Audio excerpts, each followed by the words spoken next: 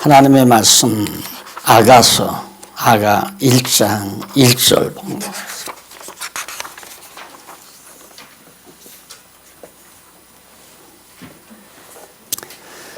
솔로몬의 아가라, 내게 입맞추기를 원하니 내 사랑이 포도주보다 나음이로구나.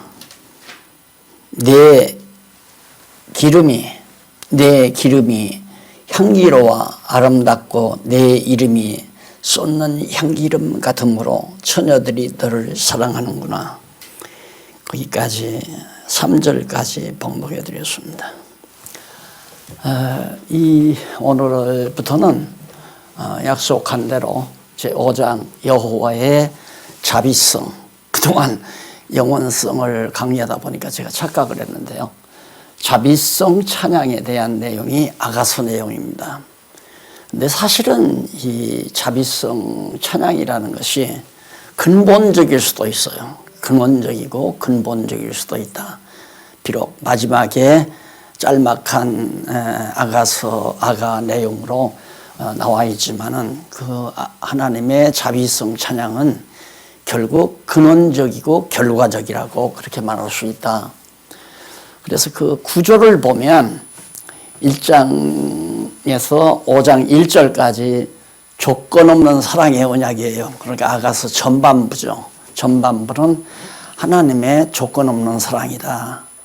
그리고 이제 마지막 후반부에서는 5장 이제 2절로부터 8장까지 8장인데 후반부죠. 후반부에서는 변함없는 사랑의 성취 내용이 이제 소개되게 됩니다. 그러면 언약과 성취라고 하는 것이 바로 이렇게 딱 나타나잖아요. 하나님의 사랑의 언약, 그다음 사랑의 성취. 그러니까 조건 없는 사랑, 변함없는 사랑. 자, 조건도 없고 변함도 없는 사랑의 언약에 대한 성취 내용이 바로 아가서 내용이다. 그렇다면 벌써 언약과 성취하면 성경 전체가, 신구약 성경 전체가 배경되잖아요. 그렇게 성경을 보는 겁니다. 신구약 성경 전체를 배경으로 하고 있구나, 아가서가. 그러니까 성취는 하나의 예언 내용이고요. 언약은 이제 구약의 내용이고 신약은 성취 내용이니까. 그런가 하면 이제 구약에서도 10조와의 언약 내용이 있고 그 언약에 대한 성취 내용이, 모형적인 성취 내용이 있잖아요. 그러니까 작게는 구약 성경의 이스라엘 민족의 역사를 배경으로 했다라고 볼 수 있고요. 좀 더 크게 보면 하나님께서 정말 언약하시고 구약에서 언약하시고 신약에서 성취된 내용을 배경으로 해서 지금 찬양하는 내용, 노래하는 내용이 아가서다. 더 근원적으로 올라가면 바로 영원한 사랑, 영원한 성취죠. 하나님의 영원한 사랑, 자비성을 노래하는 것이 바로 이 아가서 내용이다. 자, 그러면 이제 그 아가서 내용 들어가기 전에 잠깐 제가 설명을 했는데,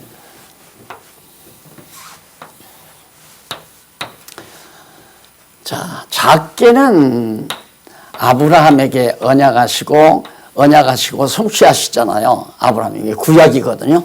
이 모형이란 말입니다. 모형적인 하나님의 섭리, 이스라엘 민족의 역사를 배경으로 하고 솔로몬이 지금 노래를 한다. 왜냐하면 하나님께서 아브라함과 이삭과 야곱에게 언약한 언약 내용이 자손이 번창하고 가나안 땅을 정복하고 또 들어가서 다윗 왕국을 세워 솔로몬이 이제 계승했잖아요. 왕국을. 그러니까 3대 언약이 다 이루어진 거란 말입니다. 자손, 땅, 통치가.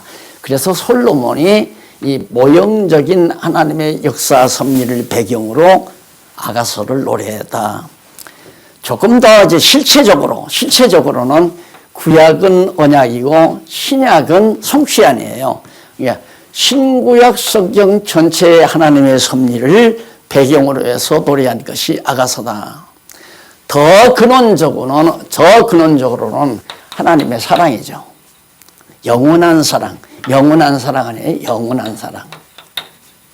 영원한 사랑인데 영원한 사랑 안에서 하나님께서 어떻게 섭리하셨느냐 하면 사랑하는 자는 선택해서 백성을 삼으시고 사랑치 아니하는 자는 유기에서 버리셨단 말입니다. 그렇게 지옥 백성과 하나님의 백성을 딱 선택해서 구별해서 하나님이 당신의 백성들은 영원한 사랑으로 선택했단 말입니다. 그 영원한 사랑으로 선택한 것이 결국 이 실체적으로 계시가 돼서 이 계시되잖아요. 다시 말해서 이 사랑이 계시된다 이겁니다. 그러니까 하나님께서 당신의 사랑을 어떻게 계시하시는가? 방법은 언약하시고 성취하심으로 언약대로 성취하심으로 사랑을 계시하셨다. 누구의 언약? 여호와의 언약을 여호와께서 성취하심으로 바로 하나님의 영원한 자비성을 계시하셨다. 그래서 영원한 사랑, 영원한 사랑의 관계가 완전히, 그래서 이것은 변함이 있을 수가 없잖아요. 그래서 조건 없이 하나님께서 창세 전에 우리들은 하나님이 아무런 조건이 없어요. 아주 잘생기고 머리가 좋고 정말 훌륭한 사람만 선택하는 것이 아니라 아무런 조건 없이 선택하고 버리고 해서 택함받은 우리에게는 영원한 사랑을 베풀어 주셨단 말입니다. 이걸 우리가 모르거든요. 우리가 모르니까 이 모르는 우리들에게 깨닫게 하기 위해서 계시하신 것이 바로 언약대로 성취하시는 역사섭리란 말입니다. 그걸 모형적으로 이제 이스라엘 민족 역사를 통해서 이루어졌잖아요. 그러니까 이건 모형, 이것은 실체. 이건 실체. 이것은 바로 원형, 영원한, 영원한 원형의 자비성, 실체의 자비성, 그 다음 이것은 모형의 자비성, 이걸 배경으로 해서 노래를 불렀다. 그러니까 1차적으로는 보통은 그냥 이 모형적인 세계에서 언약하시고 언약대로 이루심으로 표현하신 하나님의 사랑을 노래했다. 그 선에서 멈추는 경우가, 그것도 상당히 깨달아야 이제 그렇게 어느 정도 짐작을 하는 거죠. 그런데 일반 주석학에서는 또 성경학자들은 아가서는 하나님이라는 말도 하나도 없고 여호와라는 말도 없잖아요. 그러니까 이건 성경이 아니다. 이렇게 주장하는 사람들이 많단 말입니다. 그래서 아가서를 죄시켜버리는 그런 이제 우를 범하는 자들이 있는가 하면 조금 그래도 뭐 성경을 깊이 깨달았다는 사람은 하나님의 사랑을 노래한 것이다. 그래서 이렇게 하나의 모형적인 사건을 배경으로 노래했다. 이 선에서 되게 알고 멈추거든요. 그러나 더 나아가서는 실체적으로 언약대로 이루어주시는 실체의 역사 섭리를 통해서 하나님의 자비성을 드러내서 어떤 자비성? 이 영원한 자비성, 사랑을 하나님이 나타내 보여주셨다. 그러니까 따지고 보면 우리가 은혜라는 것도 하나님이 나를 사랑하셨으니까 그걸 은혜로 깨닫는 거거든요.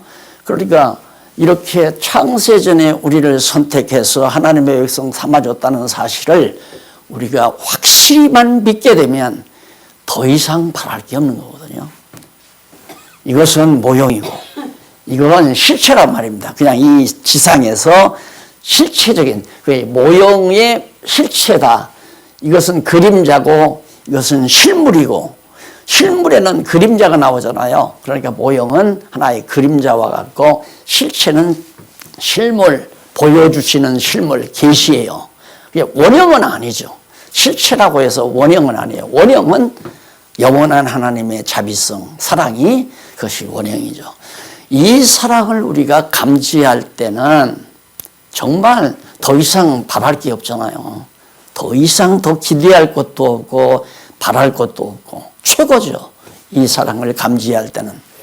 그래서 이제 우리 어학에 보면, 언어학에서 보면 사랑이라는 표현이 한 서너 가지가 있어요.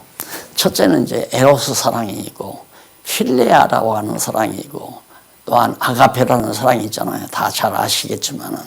그래서 에로스는 남녀의 사랑을 말하는 거고요. 그 다음 필레아는 친구 간의 사랑을 말하는 거고, 그 다음 아가페는 바로 이거네요. 이 사랑. 그러니까 하나님께서는 이 사랑을 우리들로 하여금 감지하기 위해서 이 땅에 살면서 남녀가 만나서 사랑하며 살게 만들어 놓는 거죠. 그게 모형이기 때문에, 그건 하나의 모형이기 때문에 완전하지를 않다 이 말입니다. 그러니까 이 사랑은 절대적인 사랑이기 때문에 하나님께서 창조하신 인간을 그냥 절대적으로 사랑하거든요. 조건 없이, 변함없이, 아무런 조건 없이, 변함없이 그렇게 하나님이 막 수직적으로 위에서 아래로 마치 아버지가 자식을 사랑하듯이, 그것도 약하죠. 요즘에는 자기 자식도 내다 버리던데 뭐. 그렇게 사랑을 깨닫도록 하시는 거고, 그 다음 정말 예수님께서 이 땅에 오셔서 십자가에 못 박혀 죽으심으로 하나님의 사랑을 확증해 줬잖아요. 그러니까 십자가 사건을 통해서 뭔 사랑을, 이 사랑을, 원형의 사랑을 확증을 해야 되는데, 우리는 기껏해야 감정적으로 예수님이 나 위해 내 죄 때문에 피 흘리셨대, 이런 차원에서 감정에서만 그냥 놀다가 세상 일에 취해버리면 다 잊어버리잖아요. 근데 이 사랑에 완전히 감복이 돼버리면 세상에 비교할 게 없죠. 부부의 사랑도, 부자의 사랑도, 친구의 사랑도. 그러니까 친구도 그래요. 아주 친하게 지내다가도 하나님의 사랑 안에서 벗어나 버리면 싫어서 싫은 게 아니라 그냥 멀어져 버리고 말잖아요. 부부도 마찬가지예요. 그리스도 안에서의 부부. 우리 성도들의 부부 생활은 이 사랑의 힘으로 부부 생활을 하면 천국이죠. 그대로 천국.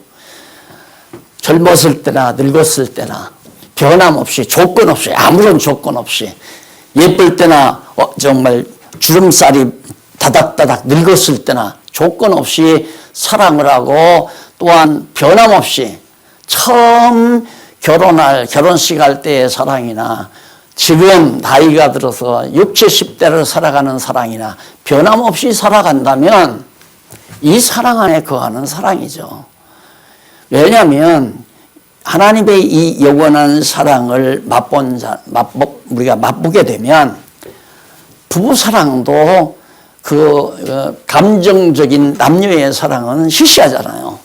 또 친구들이 술 한잔 권하고 밥 한 대 같이 먹고 커피 마시면서 희낙낙대는 그런 우정도 시시한 거고요. 여기에 비하면 아무것도 비교가 안 되는 거죠. 그런데 이 사랑 안에 거하게 되면 이 사랑의 힘에 의해서 서로 사랑할 수 있는 관계가 이루어지기 때문에, 그것이 바로 교회가, 이게 이 교회 아니에요. 시상의 교회, 보이는 교회. 그러니까 아직 미완성의 교회죠. 영원한 교회는 이건 완성의 교회고 미완성의 교회고, 우리가 지금 이 땅 위에 있는 이 교회는 미완성의 교회예요. 왜? 육신이 아직도 남아있기 때문에 완전한 이 사랑에 동화되지를 못해요. 느끼다가도 또 이 세상 것에 우리가 말려들게 되고 빠져들게 되고, 그렇게 되면 이제 가정 부부싸움도 하게 되고 친구들 간에 서로 배신도 하게 되고 이런 결과가 나오거든요. 그런데 이게 이제 미완성의 교회이기 때문에요. 그러니까 교회가 정말 이 사랑을 깨닫고 모두가 한다면 김 집사가 좀 나쁘게 굴어도 이해하고 참고 기다리고, 또 이 집사가 그래도 김장로님이 그래도 이장로님이 그래도 그냥 인간이기 때문에 불완전하니까 그래 참자, 기다리자, 이 사랑의 힘이 그렇게 만들어서 서로 이 땅 위에 사는 동안 그래도 건전한 교회 생활을 하는 거거든요. 그러니까 사랑이 세 가지라는 거 알았죠? 영원한 로고스 사랑, 남녀의 에로스 사랑, 필레오 사랑, 우리 에로스나 필레오는 로고스 사랑의 힘에 의해서 작용될 때만이 정말 변함없고 조건 없는 사랑으로 서로 사랑할 수가 있는 것이다. 이래서 이제 아직 미완성의 교회에서도 서로 사랑함으로 이해하고 기다려주고 권면하고 이런 것들이요. 완성된 교회는 이제 그런 거 없는 거죠. 완전히 하나님의 사랑에 푹 빠져서 살아가는 삶이니까 그걸 노래했다고 상상을 하시면서 이 아가서 공부를 해 가시면 되겠습니다. 그러면 조건 없는 사랑의 언약이란 말이 바로 이 지상에 실체적으로는 이제 아담에게 한 거 아니에요. 조건 없는 사랑. 그 다음에 이제 모형적으로는 아브라함에게. 예, 아담에게 한 걸 마지막 아담을 통해서 이루어 주거든요. 그래, 아브라함에게 한 것은 다윗을 통해서 완전히 그 자손을 통해서 이루어 주고요. 그러니까 언약대로 이루시는 이유가 뭐냐? 하나님의 사랑을 표현하기 위해서다. 어떤 사랑? 조건 없는 사랑으로 언약하시고 변함없는 사랑으로 성취해 주심으로 하나님의 이 영원한 사랑, 자비성을 우리에게 계시하시는 것이다. 자, 그런 것을 우리가 이제 이 아가서에서 하나하나 맛보면서 정리해 가시면 되겠습니다. 제가 지금 앞에 서론을 아주 간략하게 도표를 통해서 설명해 드렸어요. 꼭 아가서는 하나님의 이 영원한 사랑을 배경으로 해서 노래한 거다. 그 사랑을 계시하신 것이 신구약 성경이다. 바로 그 사랑에 대한 모형이 이스라엘 민족의 역사다. 됐죠? 이 귀한 사실을, 그러니까 내 개인의 역사도 그래요. 하나님께서는 반드시 영원한 때에 내 일생을 계획에 작정해 놓지 않았어요. 언제 태어나서 어떻게 시련을 겪다가 언제쯤 하나님 앞에 갈 거라고 하는, 하나님 앞에 올 거라고 하는 확실한 내 일생을 적용했어요. 그 일생이란 간단히 말해서 하나님의 사랑을 깨닫게 하기 위한 것이 내 일생의 삶이란 말입니다. 그런데 우리는 이런 원대한 사실을 모르게 되면 이 잠시 잠깐 이 땅에 사는 동안 7, 80년, 100여 년, 한 100여 년 사는 동안 뭔가 자기의 이름을 남겨놓고 자기가 성공을 해서 한번 우쭐대보고 남에게 자랑도 해보고 잘난 척도 해보고 그러려고 세상을 살다 보니까 하나님과 나와 맞지를 않는 거죠. 그런데 하나님의 영원한 사랑을 나로 하여금 세상에 가서 깨닫고 돌아오느라 그 깨닫는 기간이 바로 우리가 일평생 사는 기간이란 말입니다.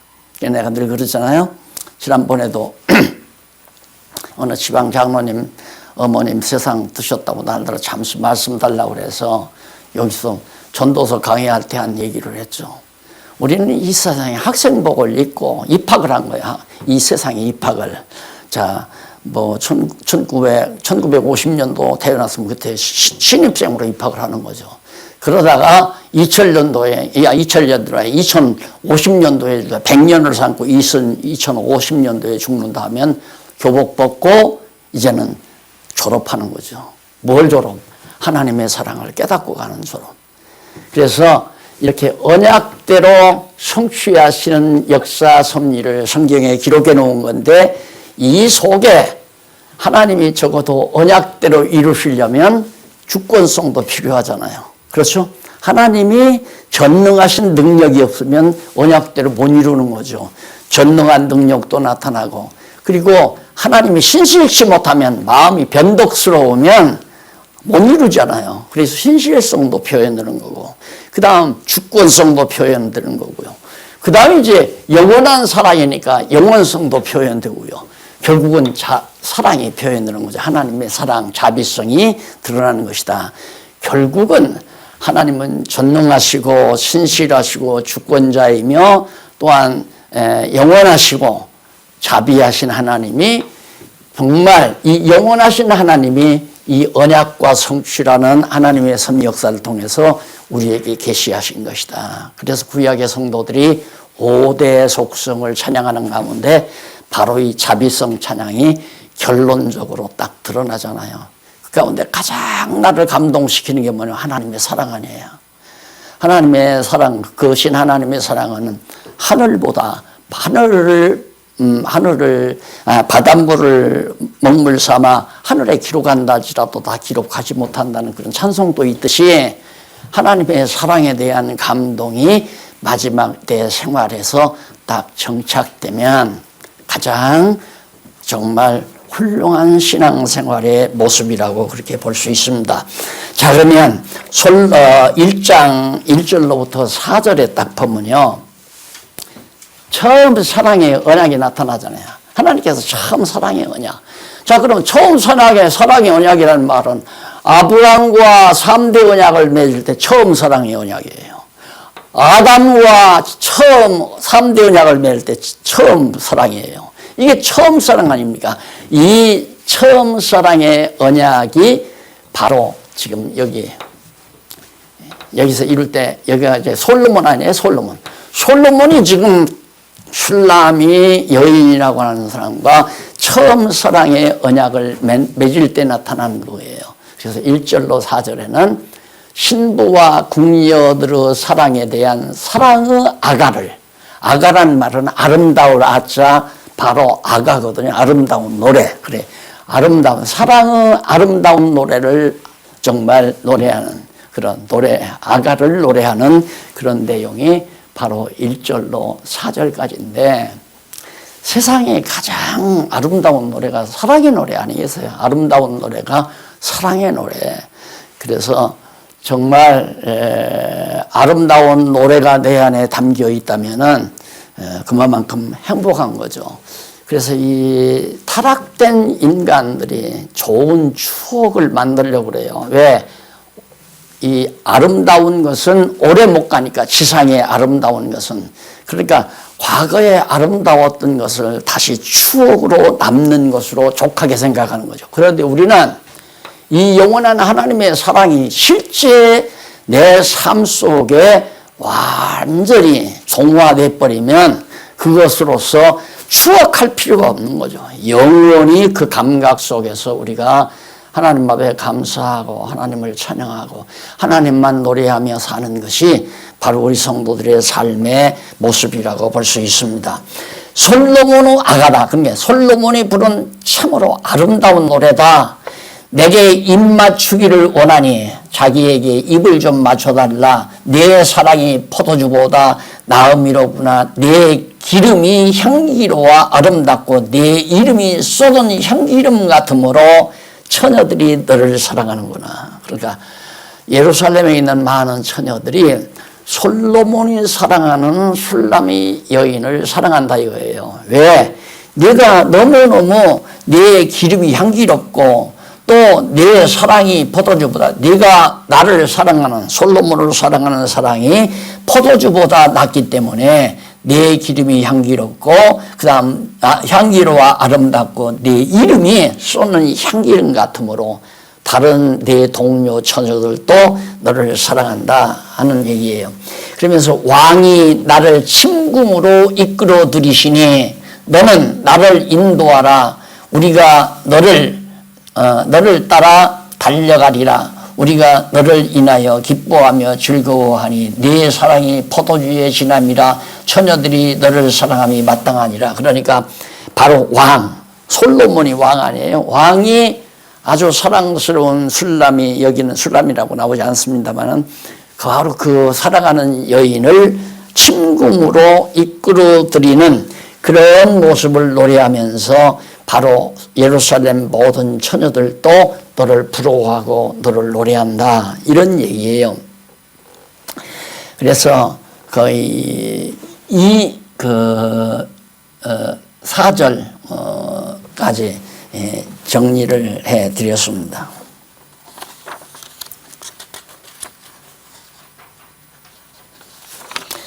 그 다음에 이제 이쪽 넘어가서 5절로 6절에 보면 신부의 미모와 추함에 대한 아가와 변명을 노래합니다. 예루살렘 여자들아, 내가 비록 검으나, 이제 이 신부 슐라미가 하는 얘기예요. 슐라미가 노래 부른 건데, 나 못생겼다. 피부도 검고 그렇게 아름답지 못하다. 그래 여자들아 내가 비록 검으나 아름다우니 검은데 어떻게 아름답겠어요. 검으나 아름다우니 게다르 장막 같을지라도 같은 장막이란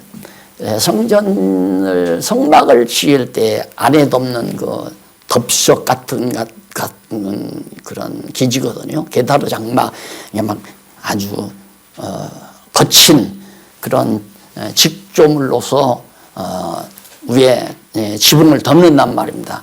그래서 그 게달의 장막이 거칠고 아름답지 못한 거죠. 매끄럽지도 못하고. 그리고 게달의 장막 같을지라도 솔로몬의 휘장과도 같거나. 그러니까 내 모습은 형편없지만은 솔로몬의 휘장은 아주 자색에다가 아름다운 휘장이란 말입니다. 아름답고 곱단 말이죠. 그러니까 여기서 그 얘기하잖아요. 미모와 아름다움과 누추함, 신부가 이 두 개를 다 가지고 있어요. 아름답기도 하지만 누추하기도 하다. 거칠고 검고 못났지만 그래도 내게는 아름다운 모습이 있다. 그 말이죠. 그게 이 아가에 대해서 이제 변명하는 내용이 거기 나오는데 내가 일광에 쬐어서 거무스름할지라도 흘려보지 말 것은 내 어미의 아들들이 나를 놓아여 나를 미워서 포도원 지기를 삼았음이라. 나의 포도원은 내가 지키지 못하였구나. 나의 포도원은 내가 지키지 못하였구나. 그러니까 자기가 변명을 하는데 뭐라고 변명하면 내가 이렇게 누추한 이유가 있다. 내가 정말 미움을 받아가지고 저 들판 포도원에 가서 포도원을 가꾸느라고 햇빛에 내가 타가지고 이렇게 거칠고 검게 타버려서 밉게 돼 있다. 그러나 내가 사랑하는 왕께서, 그러니까 솔로몬은 나를 정말 아름답다고 여긴다 그 말이에요. 그래서 이제 여기 나오죠. 처음 사랑을 언약을 맺는 장에서 조건이 없다. 검고 거칠지만 사랑한다 이거예요. 그러니까 오늘 우리가 이 땅 위에 사는 동안 우리가 여기 지금 신약시대 살잖아요. 이 세상 거친 세상에 태어나서 정말 온갖 실수도 저지르고 범죄도 하고 이 세상과 정말 벗삼아 사는 거칠고 보잘것없는 우리지만은 그래도 하나님께서는 영원전 우리를 선택해서 하나님이 우리를 사랑한다라고 하는 뜻이에요. 그런데 우리는 보통 나도 이제 어린 시절 많이 그런 잘못 배워가지고 억울하게 세상을 살기도 했지만은 우리는 무슨 죄를 하나 지면 하나님이 완전히 지옥을 보내는 줄 알고 겁을 먹고 그런 식으로 이제 성도들을 가르치고 그러는데 안 그래요. 그렇잖아요. 지금 전과 10범, 15범짜리가 형무소에서 온갖 정말 죄를 범하고 나서 살고 있단 말입니다. 혹시 그들 중에 택한 백성이 있을 수도 있어요. 예. 왜 바리새인들이 이제 가늠한 여인을 현장에서 잡아왔잖아요. 현장에서 잡아와서 바리새인들은 자기들은 의롭다고 생각하거든요. 안식일도 지켰고 11조도 꼬박꼬박 냈고 우리는 거룩한 나는 하나님을 찬양합니다. 하나님의 명령을 잘 지켜 삽니다. 그런 자들인데 그들이 이제 가늠하다가 현장에서 끌려온 여인을 붙들고 왔을 때 예수님이 고개를 딱 숙이고 누구든지 돌을 들어서 죄 없는 자는 돌을 들어쳐라. 아무도 못 쳤잖아요. 아무도. 그리고 또 바리새인과 서기관들은 막 이렇게 하늘에 손을 들고 막 하나님 앞에서 하나님이여 주여 나는 11조를 행했나이다. 일주일에 한 번씩 금식했나이다 하면서 하나님 앞에 기도를 하는데 창녀가 저 뒤에서 훌쩍이며 기도한다 이거예요. 그걸 예수님이 그 창녀를 긍휼히 보잖아요. 자기 의롭다고 자처하는 바리새인들을 책망하고요. 그러니까 정말 우리는 이 세상, 거친 세상 살면서 다 거칠어졌어요.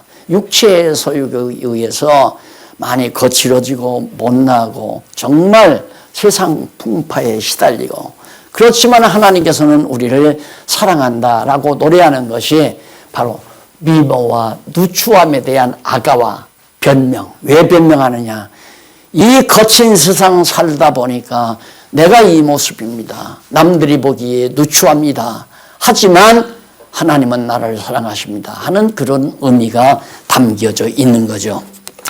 그 다음에 이제 넘어가서 7절로 8절에 보면 신부와 신랑이 서로 만날 방법에 대한 약속을 노래합니다. 내 마음에 사랑하는 자야, 너의 양떼 먹이는 곳과 오정에 쉬게 하는 곳을 내게 고하라. 내가 네 동무 양떼 곁에서 어찌 얼굴을 가리운 자 같이 되랴. 그러니까 내가 내 동무 양떼 곁에서 어찌 얼굴을 가리운 자 같이 되랴. 여인 중에 어여쁜 자야, 네가 알지 못하겠거든 양떼의 발자취를 따라 목자들의 장막 곁에서 너의 염소 새끼를 먹일지니라. 사인이 돼.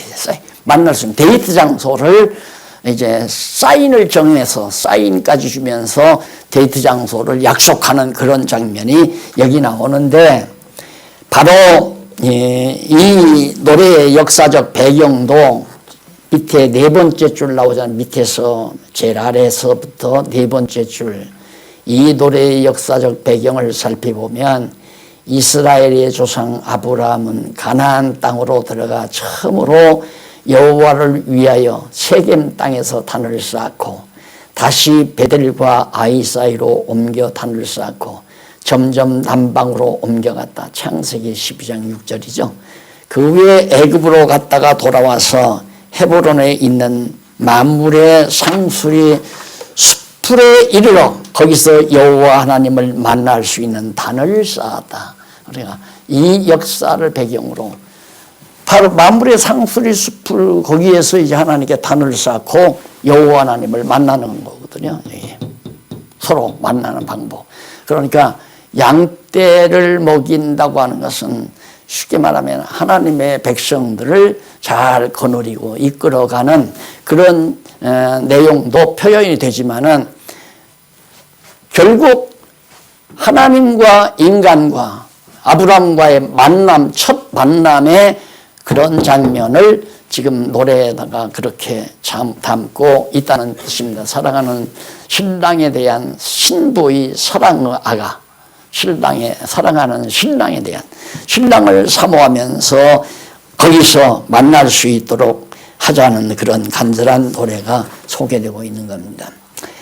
자, 그 다음에 이제 그 9절부터 보면요. 9절부터 보면 내 사랑아, 내가 너를 바로 병거 준바에 비하였구나. 내 두 뺨은 따은 머리털로 내 목은 구슬꿰미로 아름답구나. 우리가 너를 위하여 금사슬을 은을 박아 만들리라. 너를 위하여. 그러니까 약혼 선물이라고도 할 수 있죠. 금사슬. 금사슬이란 금은 불변의 것 아니에요. 변함없는 사랑을 담아서 너에게 선물을 마련하겠다. 그래서 내 목에다 바로 그걸 걸고 나와 더불어 만남을 가지자고 하는 그런 정말 애틋한 노래를 지금 여기서 부르고 있는 겁니다. 9절로부터 11절 사이에서. 그러니까 내 사랑아, 내가 너를 바로 병거 준마에 비해, 바로 병거의 준마, 그 말이 바로가 타는 병거를 끄는 말이니까 얼마나 잘생기고 얼마나 준수하고 얼마나 잘 예쁘겠습니까? 거기에 비하였다. 내 두 뺨은 따은 머리로 내 목은, 내 두 뺨은 따은 머리로 이렇게 짜서 만든 머리털로 내 목은 구슬꿰미로 아름답구나. 우리가 너를 위하여 금사슬을 은을 담아 만들겠다라고 거기서 밝혀주고 있습니다. 그런데 거기 보면요, 4557페이지 위에서 세 번째 줄 앞부분에만 거기 우리는 뭘 말하는가? 우리는 솔로몬과 궁녀들을 가리키는 대명사입니다. 그러니까 솔로몬과 궁녀들이 모두가 힘을 모아서 바로 신랑 솔로몬의 궁녀들의 손을 빌려 신부에게 선물로 줄 금으로 만든 사슬을 은을 박아서 만들겠다는 그런 뜻으로, 그러니까 최고의 선물을, 아름답고 값진 선물을 신부에게 해주겠다. 이게 이제 뭘 뜻하는가? 역시 영원한 하나님의 심정, 우리를 사랑하시는 하나님의 심정을 잘 표현하는, 인간의 감정과 언어로서 표현하는 그런 아름다운 노래가 바로 9절로 11절에 나타나는 겁니다. 여기서 이제 선물을 만들었다는 것은 은혜의 선물을, 우리를 십자가의 구속의 은총으로 우리가 구원을 얻었다. 이것이 우리에게서 난 것이 아니라 하나님이 우리에게 주신 선물이다 그러잖아요. 왜? 사랑하기 때문에 선물을 주는 거죠. 그러니까 하나님이 우리에게 베풀어 주는 모든 은혜는 조건이 없어요. 어떠한 조건도 없어요. 무조건 하나님이 이미 영원전에 사랑했기 때문에 이 시간 세계에서 변함도 없어요. 변함도 없이 완전히 정말 아무 조건 없이 이루어 주시는 하나님의 사랑을 잘 표현한 내용입니다. 그 다음에 12절로 14절에 보면요, 사랑하는 신랑에 대한 신부의 사랑의 아가를, 신부가 이제 신랑이 신부를 노래하니까 역시 신부도 사랑하는 신랑에 대해서 사랑의 아가를, 사랑의 아름다운 노래를 부르죠. 왕이 상에 앉았을 때 나도 기름이 향기를 토하였구나. 그러니까 왕이 이제 요즘으로 보면 약혼식이라고 볼 수 있죠. 약혼식 잔치에 참석을 했는데 그만 그 신부가 나도기름이란 최고로 값진 기름이거든요. 아주 향이 좋고 값진 기름인데 그런 향기가 막 신랑을 향해서 토해간다. 그래서 13절, 나의 사랑하는 자는 내 품 가운데 모략 향랑이요, 나의 사랑하는 자는 내게 엔겐디 포도원의 고베로와 성이로구나. 최고의 아름답고 값진 그런 물건들을 모략은 정말 썩지 않게 만드는 거 아니에요. 부패되지 않게 만드는 거고, 그리고 내게 엔겐디 포도원의 고베화, 아름다운 꽃송이죠. 고베화 성이로구나 라고 자기 신랑을 신부가 사랑하는 신랑에 대해서 아름다운 노래를 부르는 내용입니다. 그리고 15절로부터 2장 2절까지는 15절로부터 2장 2절까지는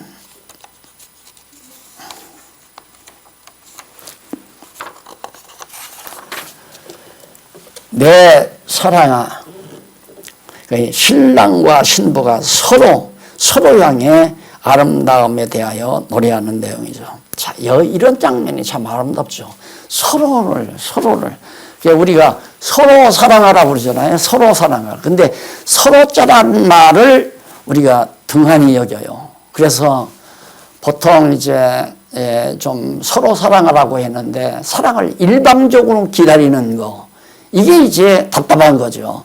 근데 왜 그러냐면 하나님의 이 극진한 사랑은 이끌어내는 거예요. 그래서 제가 주례 때마다 가끔 등장하는 얘기인데, 우리는 보통은 그러잖아요. 아내는 남편에게 순종하고 남편은 아내를 사랑할지니라, 이런 식으로 얘기를 하는 거죠. 근데 둘이 서로가 임무가 있는 게 아니라 하나님의 사랑이 절대적이기 때문에 인간이 하나님을 사랑하고 하나님께 대한 경외심을 불러일으키는 거예요. 그러니까 결국은 하나님과 인간이 서로 사랑하는 거죠. 하나님을 사랑하라 했을 때 내가 일방적으로 그냥 하나님을 사랑하는 게 아니라 하나님의 사랑에 감동받지 않고는 살아갈 수가 없어요. 그러니까 뭐 얘기 발언이 아니라 사실이 그렇잖아요. 가정생활을 해보면 우리 동양 사회가 약간 하나님의 섭리를 이해하는 데 많이 도움이 돼요. 호주제도라는 게 있잖아요. 호주제도. 그래 이걸 다 이제 서양 문화가 다 폐지해 버렸거든요. 호주란 말이 남자가 무슨 뭐 가정을 자기 뜻대로 막 다스리는 그런 것만을 자꾸 생각하니까 문제가 되는 거거든요. 가정의 평화는 뭐니 해도 남편에게 있잖아요. 남편이 가족들을 뜨겁게 사랑하면 가족에 불만이 없는 겁니다. 그러나 남편이 가정에 소홀히 하고 늦게 놔두고 술바지나 하고 노름바지나 하면 가정에 파탄이 오는 거죠. 누가 자녀들이 아버지의 말을 또 아내가 남편의 말을 순종하고 아내가 남편을 사랑하고 자녀들이 부모를 사랑하겠습니까? 안 되는 거죠. 그런 원리는 바로 동양 사회의 가정 문화가 잘 표현이 됐다고 봐요. 근데 이제 개인주의가 나오다 보니까 이제는 대등하게 남자와 여자가 서로 사랑하라. 이거 안 되는 거예요. 이건 불가능한 거예요. 그러니까 이제 요즘 뭐 가정 파탄이 많잖아요. 서로 사랑해야 하는데 나 당신을 위해서 설거지 했는데 당신은 뭐 했어? 나는 당신을 위해서 돈 버는데 당신은 나를 위해서 뭐 했어? 이렇게 자꾸 이제 대비하다 보니까 서로 이제 충돌이 오게 되고 갈등이 오는 거거든요. 무조건 베풀어요. 무조건. 바로 하나님의 사랑은 아무 조건 없이 변함없이 이것이 하나님의 사랑이다. 이 사랑에 우리가 감복이 되면 이 사랑에 우리가 감동이 되면 내게서는 나타나는 건 사랑밖에 없이 미움이 있을 수가 없잖아요. 안 그래요? 내게서 이 사랑에 내가 완전히 감동이 됐는데 이 엄청난 사랑에 내게서 어떻게 남을 미워하고 시기하고 질투하는 마음이 발생할 수 있겠나 그 얘기입니다. 그래서 우리가 이 지상에서 우리가 교회 생활 주님의 몸된 교회 생활을 그런 원리에서 할 수 있는 것이 되지는 거다 그런 뜻이죠.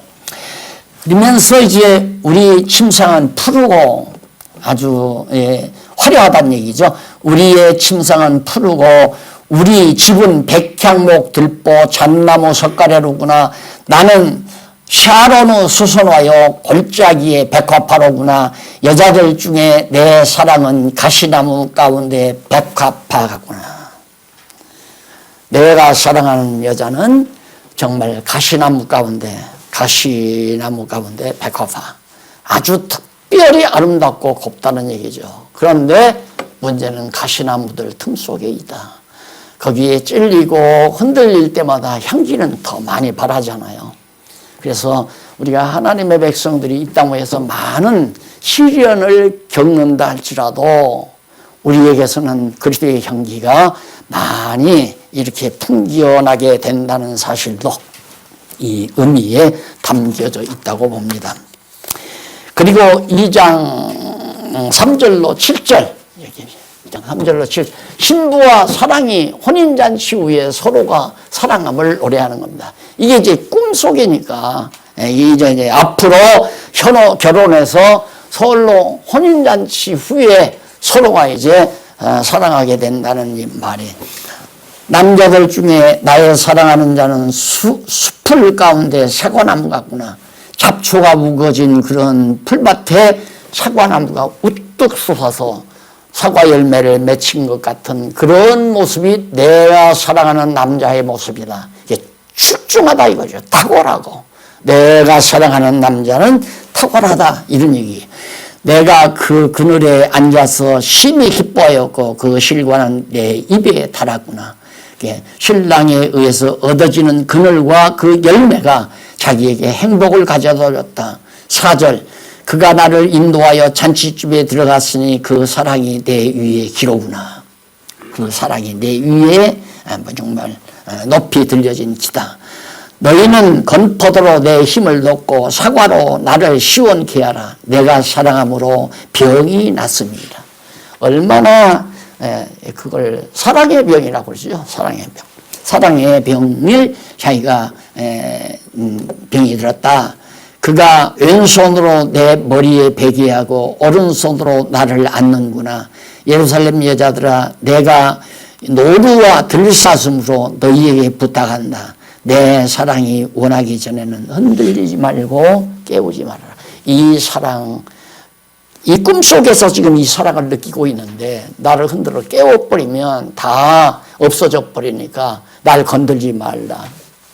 신랑과 신부가 사랑하는 후에 서로 사랑하는 것에 대해서 노래한 내용이 바로 7절까지 소개됐습니다. 다음 시간에 바로 신랑 신부의 상봉이에요. 이런 꿈을 아름답게 꾸면서 이제 신랑 신부가 이제 상봉 서로 만나게 되는데 그것이 3장 5절까지 나타납니다.